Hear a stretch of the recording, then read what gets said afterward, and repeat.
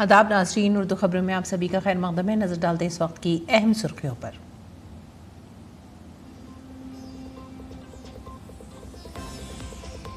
वज़ीर आज़म नरेंद्र मोदी हरी झंडी, नमार मेट्रो की येलो लाइन का करेंगे इफ्तिताह और कई तरक्याती प्रोजेक्टों का करेंगे आगाज़।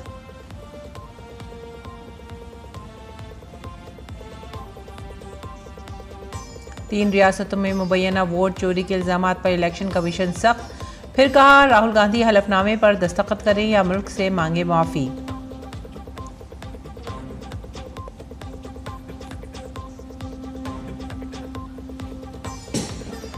उत्तरकाशी के धराली और हर्षिल से अब तक 1100 से ज्यादा लोगों को बाहिफाजत निकाला गया। राशन के अलावा धामी हुकूमत मुतासरा लोगों को देगी 5-5 लाख रुपए।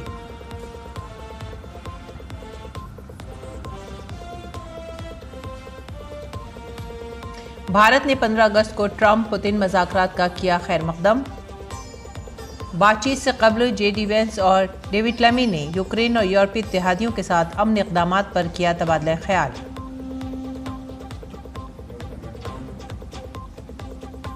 भारतीय ख़वातीन टीम एशिया रग्बी अंडर 20 मुकाबले के सेमीफाइनल में पहुंची। मुत्तहदा अरब अमीरात को 31-7 से शिकस्त देकर सेमीफाइनल में बनाई जगह।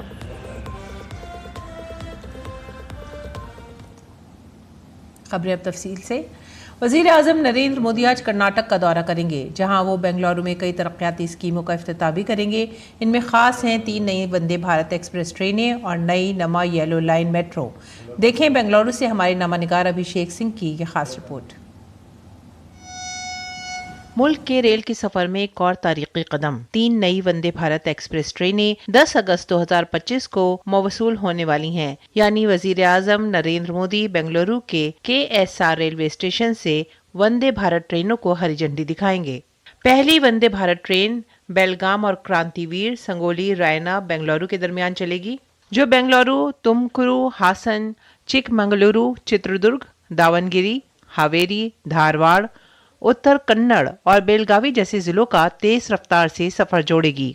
दूसरी वंदे भारत एक्सप्रेस अजनी नागपुर से पुणे के बीच शुरू होगी, जिससे नागपुर, वर्धा, अमरावती, अकोला, जलगांव, नासिक, अहल्यानगर और पुणे के मुसाफिरों को बेहतर कनेक्टिविटी मिलेगी।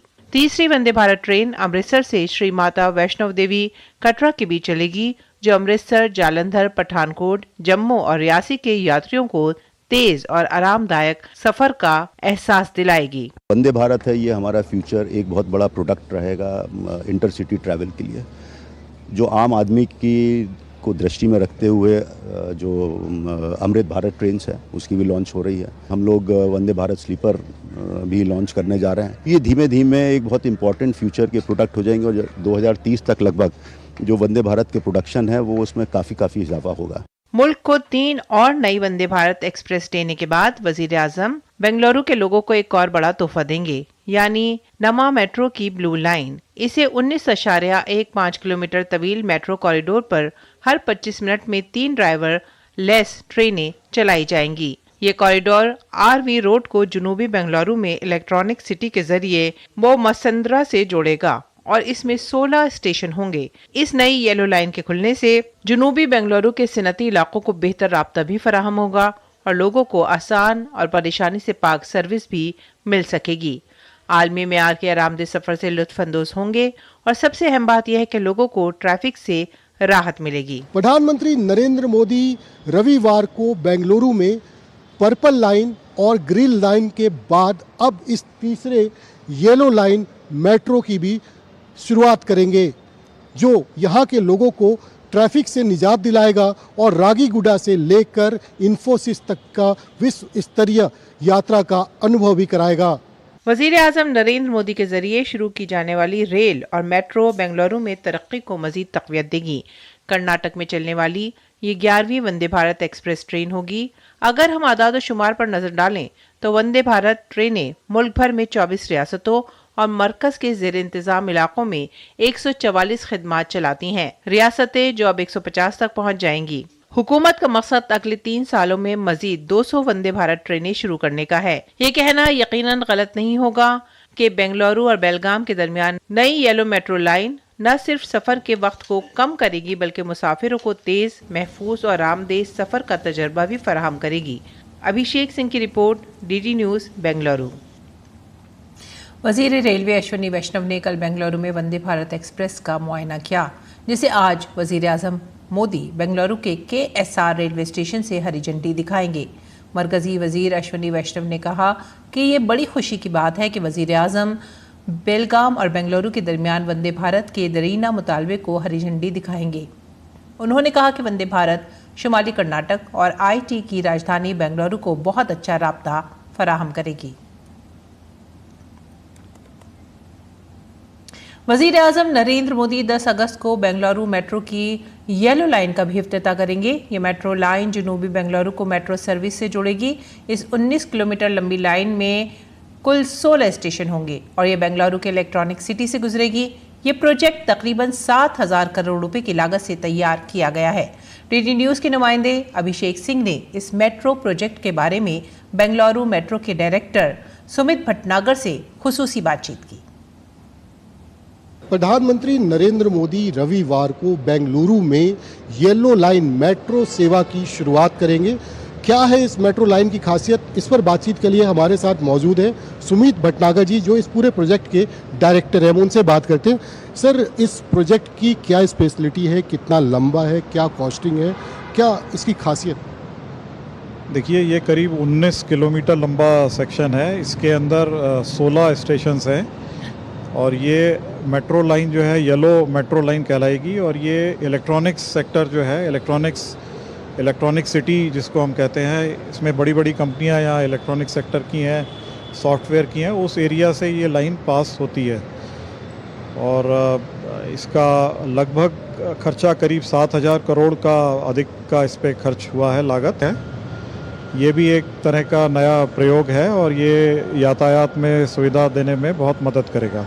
सर, क्या 16 मेट्रो स्टेशन जो है, क्या ये पूरे ऑपरेशनल हो जाएगा इसकी शुरुआत के साथ? जी, सारे 16 जो मेट्रो स्टेशंस हैं वो सभी ऑपरेशनल हो जाएंगे।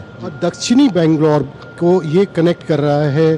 कितना ट्रैफिक रहता है सर? अमूमन बेंगलोर में ट्रैफिक भी हम देख रहे हैं बहुत ज़्यादा है। ऐसे में ये सार्वजनिक परिवहन जो है मेट्रो, इससे लोगों को कितना समय की बचत होगी, ट्रैफिक से कितना निजात होगी? इससे बिल्कुल ट्रैफिक और समय की बचत होगी और इसको बताया जा सकता है क्योंकि ये बहुत बड़ा बिजी रोड है।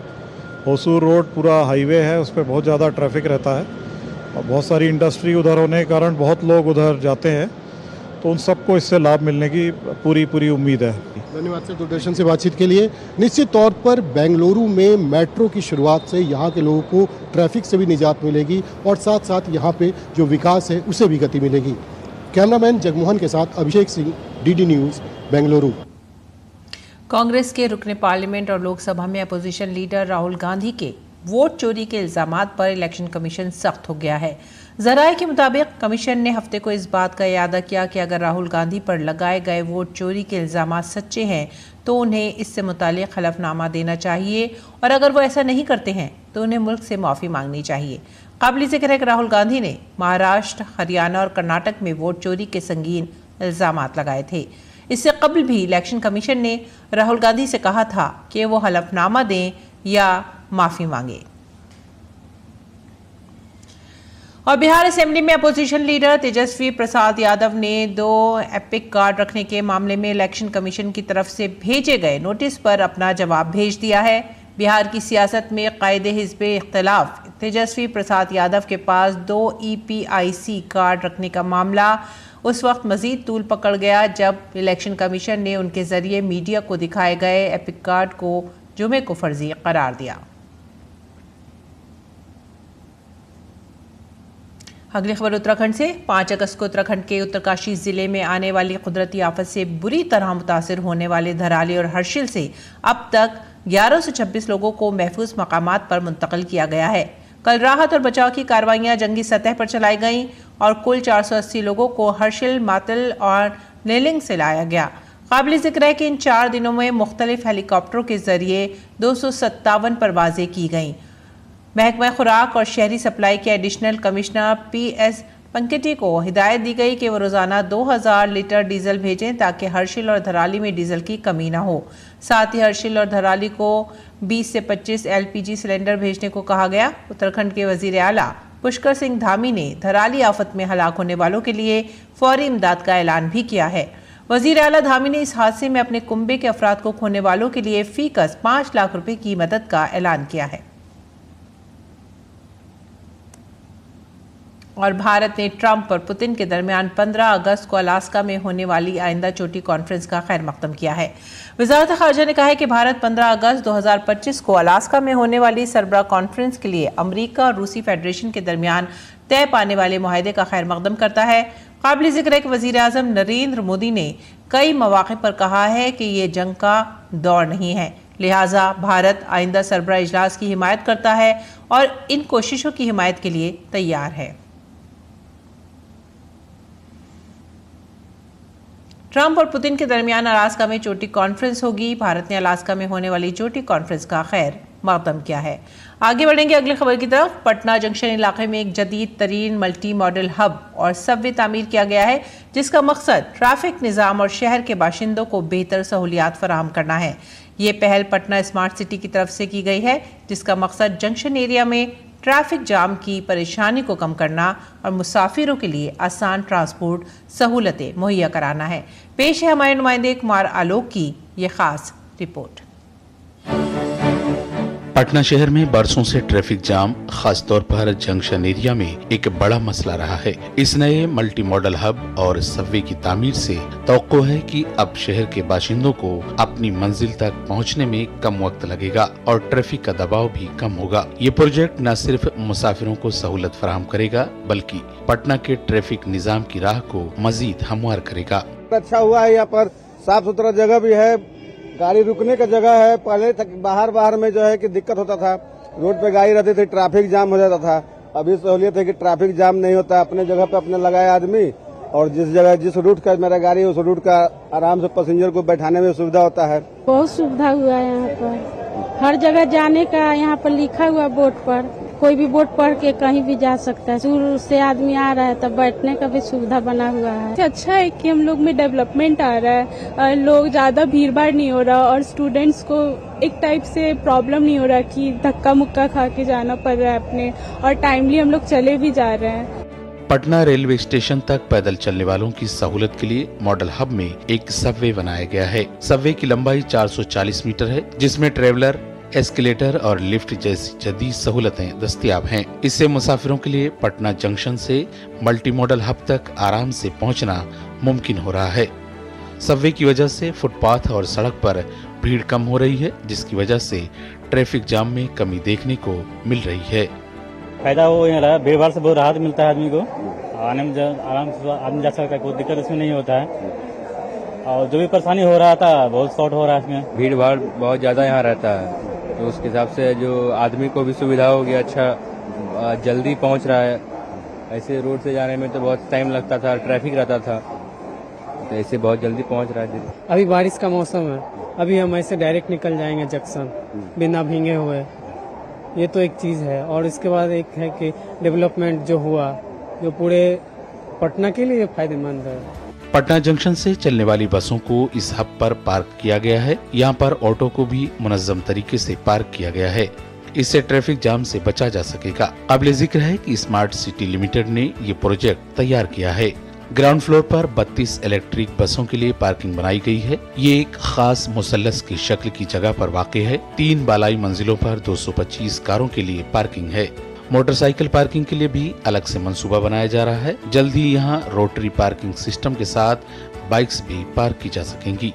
राज्य सरकार और केंद्र सरकार के द्वारा स्मार्ट सिटी बनाने का जो मुहिम है वो बिहार में भी देखने को मिल रहा है। बिहार की राजधानी पटना में यहाँ हब बनाया गया है जो पार्किंग के लिए है, और ये आप देख रहे हैं ट्रैवलेटर बना है, बिहार का पहला ट्रैवलेटर, जिसमें अब यात्री जीपीओ डाकखाना से पटना जंक्शन अंडरग्राउंड पहुंच सकते हैं बगैर ट्रैफिक के। कैमरामैन विनोद ओझा के साथ कुमार आलोक, डीडी न्यूज, पटना। आगे बढ़ते हैं अगली खबर की तरफ। हुकूमत हिंद ज़राअत के शोबे में कई इक़दामात और स्कीमें चला रही है, जिनका मकसद किसानों को मदद फराहम करना है। ज़रूरी पैदावार में इजाफा और देही मईशत को मजबूत करना है। इसी सिलसिले में एग्रीकल्चर इंफ्रास्ट्रक्चर फंड यानी AF 2020-21 में शुरू किया गया था। ये स्कीम ज़रूरी इंफ्रास्ट्रक्चर को मजबूत बनाने के मकसद से मुल्क भर में शुरू की गई थी। इसके तहत 30 जून 2025 तक मुल्क भर में 1.13 लाख ज़रूरी मंसूबों के लिए 66,310 करोड़ रुपए की मंजूरी दी गई थी। इसके अलावा ज़रूरी फंड से कुल 2,454 कोल्ड स्टोरेज मंसूबों के लिए 8,258 करोड़ रुपए भी मंजूर किए गए थे।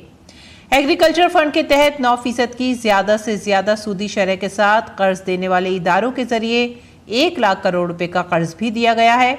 इसी तरह एग्रीकल्चर मार्केटिंग इंफ्रास्ट्रक्चर स्कीम के जरिए मुल्क की 27 रियासतों में 30 जून 2025 तक 49,796 स्टोरेज इंफ्रास्ट्रक्चर मंसूबों को मंजूरी दी गई है। ये प्रोजेक्ट 982.94 लाख मेट्रिक टन की मजमूई ज़ख़ीरा करने की गुंजाइश फराहम करता है। ऐसी ही स्कीमों में एक organic value chain development mission for north eastern region है, जिसके ज़रिए 2024-25 में 18,539 लाख रुपए के फंड जारी किए गए हैं, जिससे 2,69,200 किसानों को फ़ायदा पहुंचा। 30 जून 2025 तक 1.79 करोड़ किसान और 2.67 लाख ताजिर ई नाम पोर्टल पर रजिस्टर्ड थे। प्लेटफॉर्म पर तकरीबन 4.39 लाख करोड़ रुपए की तिजारत रिकॉर्ड की गई है। ये स्कीमें किसानों को बाइख्तियार बनाने के साथ साथ निजी शुबे की शराकतदारी की हौसला अफजाई कर रही हैं। सेब, जो कभी कश्मीर और हिमाचल प्रदेश से जुड़ा एक फल था, अब उसे शुमाल मशरक़ी रियासत में भी खूब उगाया जा रहा है। सेब खूब फल फूल रहे हैं। रिवायती तौर पर चावल, मकई और दालों के लिए मशहूर मणिपुर के किसान बदलती हुई आबो हवा के पेश नज़र जदीद ज़राई तरीक़ों और काश्तकारों में बढ़ती हुई बेदारी की वजह से सेब की काश्तकारी भी कर रहे हैं। इस सिलसिले में तरक्की पसंद किसानों का कहना है कि पिछले साल हमारी पहली फसल थी, इस साल हम दूसरी फसल की तवक्को कर रहे हैं।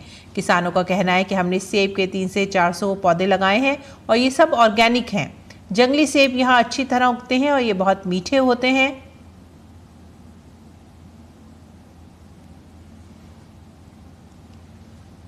मरकजी वजीर डॉक्टर जितेंद्र सिंह ने हैदराबाद के National Institute of Animal Biotechnology में पहले जदीद तरीन animal stem cell bio bank और एनिमल स्टेम सेल लेबोरेटरी का इफ्तिताह किया। मरकजी वजीर ने इदारे में एक नए हॉस्टल ब्लॉक और टाइप 4 क्वार्टर्स का भी संग बुनियाद रखा, जिसकी कुल लागत 19.98 करोड़ रुपए की है। महकमा बायोटेक्नोलॉजी ने इसे मंजूर किया है। काबिल जिक्र है कि ये इंफ्रास्ट्रक्चर रिसर्च स्कॉलर्स, फैकल्टी मेंबरान और अमले की ज़रूरियात को पूरा करेगा और एक मुतहर्रिक तालीमी और इख्तराई माहौलियाती निज़ाम को फ़रोग़ देगा।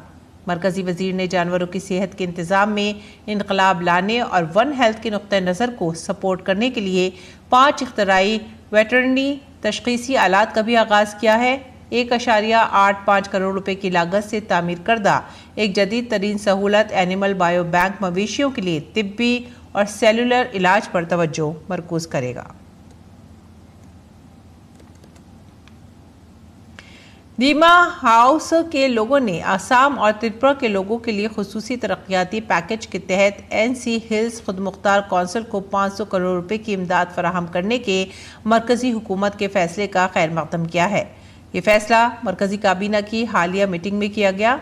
इस पैकेज के तहत 4,250 करोड़ रुपए की मंजूरी दी गई है, जिसमें 3,000 करोड़ रुपए असम में बुनियादी ढांचे की तरक्की के लिए, 500 करोड़ रुपए कबायली अक्सरियती इलाकों की तरक्की के लिए, 500 करोड़ रुपए NCHAC को दीमा हसाओ में DNLA से मुतासरा इलाकों की तरक्की के लिए और 250 करोड़ रुपए त्रिपुरा में कबायली बरादरी की तरक्की के लिए वक्फ हैं।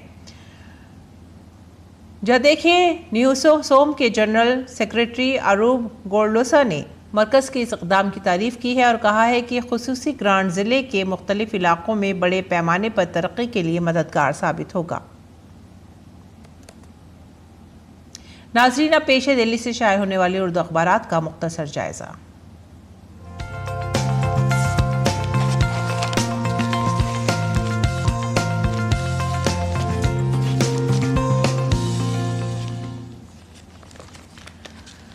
उर्दू अखबारात के जायजे में जो पहली खबर हम ले रहे हैं वो है रोज़नामा राष्ट्रीय सहारा से, और ये दिल्ली से मुतालिक है। दिल्ली के जैतपुर इलाके में 100 फीट ऊंची दीवार मुनहदम, 8 अफराद की मौत इस हादसे में हुई है। और इसके साथ ही जो दूसरी खबर राष्ट्रीय सहारा से है, बड़ी सुर्खी, वो है दिल्ली एनसीआर से मुतालिक। और दिल्ली एनसीआर की जो दूसरी सुर्खी है उसमें मूसलाधार बारिश, मामूलात ज़िंदगी दरहमरम। कल दिल्ली में रेड अलर्ट था बारिश का। कौमी राजधानी उसके आसपास के इलाकों में बहुत ही गैर मामूली बारिश हुई है। दिल्ली, नोएडा, गुरुग्राम के इलाके ज़ेरे आब आ गए थे। और उसके बाद की अगली सुर्खी जो हम ले रहे हैं वो है स्कूली बच्चों ने वज़ीर आज़म नरेंद्र मोदी को बांधी राखी। कल रक्षाबंधन के त्यौहार के मौके पर स्कूल के बच्चों ने वज़ीर आज़म को राखी बांधी। तीसरी खबर इनकलाब से, फ़िज़ाइया ने पाकिस्तान के 6 जंगी तैयारे मार गिराए थे। ऑपरेशन सिंदूर पर बहस के दौरान फ़िज़ाइया के सरबराह का एक अहम बयान। आगे बढ़ेंगे अगली खबर की तरफ। और कश्मीर के कुलगाम में ऑपरेशन जारी है। अभी 90 रोज़ भी ये ऑपरेशन लगातार चल रहा है। इसके बाद जो सुर्खी हम ले रहे हैं वो है हिंदुस्तान एक्सप्रेस से, हज दरख्वास्तों का अमल मुकम्मल हो गया है, कल क़ुरा अंदाज़ी का इम्कान है। आगे बढ़ेंगे अगली सुर्खी से, वज़ीर आज़म नरेंद्र मोदी आज कर्नाटक में होंगे, जहां पर वो 22,000 करोड़ रुपए के मंसूबों का इफ्तिताह और संग बुनियाद रखेंगे। तो ये थे उर्दू अखबारात और उनसे जुड़ी हुई चंद सुर्खियां। आगे बढ़ेंगे अगली खबर की तरफ। वज़ीर ख़ारजा डॉक्टर एस जयशंकर ने आर्मीनिया के वज़ीर ख़ारजा अरारात मिर्ज़ोयान से बात की है और उन्हें आर्मीनिया अज़रबैजान अमन मुआहदे पर मुबारकबाद दी। डॉक्टर एस जयशंकर ने कहा कि बातचीत और सिफारतकारी की एक अहम कामयाबी है जिसकी भारत हमेशा ही हिमायत करता रहा है। आलमी खबरों में, अमरीकी नायब सदर जेडी वेंस और बरतानवी वज़ीर ख़ारजा डेविड लेमिन ने अलास्का में ट्रंप पुतिन मुलाकात से कबल कल मुलाकात की है। बरतानिया में उन्होंने यूक्रेन और यूरोपीय इत्तेहादियों से मुलाकात की और सदर ट्रंप के यूक्रेन में अमन व इस्तेहकाम कायम करने के इक़दाम पर तबादला ख्याल किया। यूक्रेन के सदारती दफ्तर के चीफ एंड्री यरमैक और कौमी सलामती और दिफाई कौंसिल के सेक्रेटरी रुस्तम उमरोफ ने भी इजलास में शिरकत की। बरतानवी वज़ीर आज़म कियर स्टार्मर ने सिक्योरिटी मीटिंग से कबल यूक्रेनी सदर ज़ेलेंस्की से बातचीत की और 15 अगस्त को अलास्का में ट्रंप पुतिन मुलाकात से कबल जंग के खात्मे की तजावीज़ पर तबादला ख्याल किया। ज़ेलेंस्की ने मुलाकात को तामीरी करार देते हुए कहा कि तमाम शराकतदार ममालिक ने यूक्रेन के खदशात को संजीदगी से सुना और ख़तरात पर तवज्जो दी।